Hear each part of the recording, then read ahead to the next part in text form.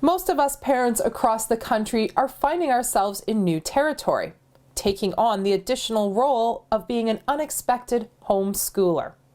Up next, homeschool expert and online coach Teresa Wiedrick offers up a list of tips to help parents navigate through this new adventure. So I've created a list, 19 tips for COVID-19 schoolers. Now, I'm going to tell you that I don't know what y'all are going to call yourself. I titled it that way here, but unexpected home learners is how I've titled it on my coaching page or in my coaching program. Here's what I'll say.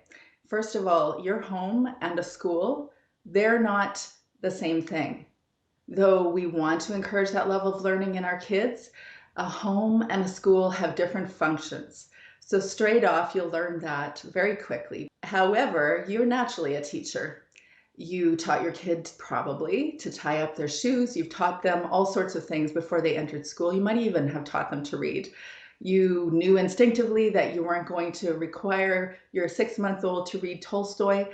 You know some teacher things that you take for granted. So remember that you are not a teacher in a conventional sense. There are no academic emergencies. There are none. I have yet to be convinced. I have had children go through conventional brick and mortar schools for high school, and I have a child right now that is not. I've learned all sorts of things about learning in my 12 years, and I can tell you categorically there are no academic emergencies. I would tell you to observe your child. Second point, pay attention to learning. This is your opportunity to really learn about learning and learn about your child. Analyze what is an education anyways. You decide. You have this time where you might be put in a scenario that you definitely didn't want to be, and I genuinely feel for you. It is gargantuan. I spent 2 years before my 12-year homeschooling researching, and I've learned all along the way about my kids, about learning, about living with my kids, homeschooling and working. I've spent 12 years doing that, and you all have 2 weeks, or as some people have experienced, just days or a week. That is a lot. It's okay to take a break. In fact, in the homeschool world, we call it deschooling. Deschooling is that thing that says, let them get away from the traditional approach to learning and actually learn about them and let them get energized to focus on learning things that they want to focus on. Consider their age, their development, their challenges. Don't consider their grade. A grade is a conventional thought. It doesn't have a lot of relevance in your home. Right now, you can build on creating memories, even though I get that the energy of what's going on right now is pretty crazy and a little surreal, and there's moments of real grief, and we're all grieving what we have always known to be normal. But we have an opportunity to create memories. I would recommend not putting a schedule into your day. That's definitely a way of creating self-torture for the parent. 1 hour for math or 20 minutes for math. And now we're going to take a 3-minute break so that we can go into writing or poetry or journaling, doing that from 8 o'clock to 3 in the afternoon. I know we all want to learn by experience, but I did do that. Many homeschoolers have done that and hated that, and so have the kids, probably more. I'm going to say something that I think runs contrary to the culture. I think limiting screen time is a benefit, not a disadvantage. Use it like you do desserts and sugar. It's a privilege and a treat. I'm not saying that all hours of the day are scheduled academics. I think that is not wise right now. There needs to be a lot of breathing space.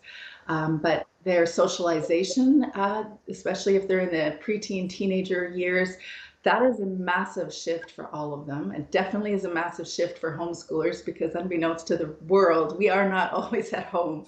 So this is a huge challenge for us. Think about their socialization, but limit their screen time. There's something kind of nasty that happens to kids that have full-on screen time all the time. So use it at times that you want quiet. I'd also say that to instill in your routine communal quiet time.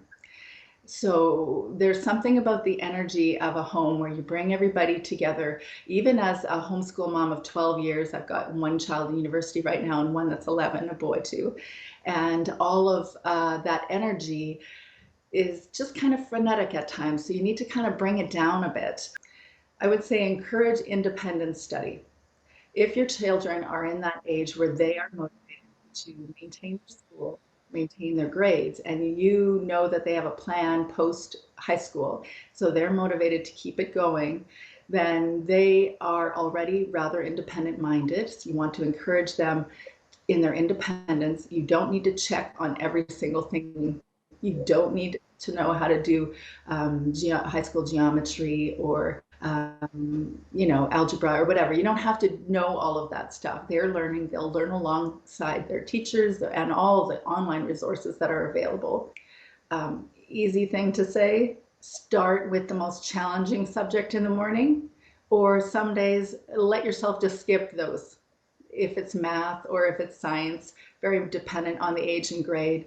But start with that. 20-minute increments for older kids. You don't need to have a full school schedule. In fact, please don't. Include the outdoors. Make sure they go outside. There is something very peacemaking in turn. We somehow align our spirits with what's outside, and exercise in some form or fashion. They need to get some exercise and burn off that tension, and so do we. If you're having real challenges in the home, which is almost guaranteed to be happening right now, this is like a pressure cooker for anybody within four walls in a continuous basis, even my home. And I've got practice with all of this. There's Gordon Neufeld. He's got online classes. He's out of Vancouver and he talks about attachment parenting. He talks about alpha children. He's got courses of all sorts, real benefits to our province and really the world. And I just want to say, by the way, to all of North America, welcome to home learning.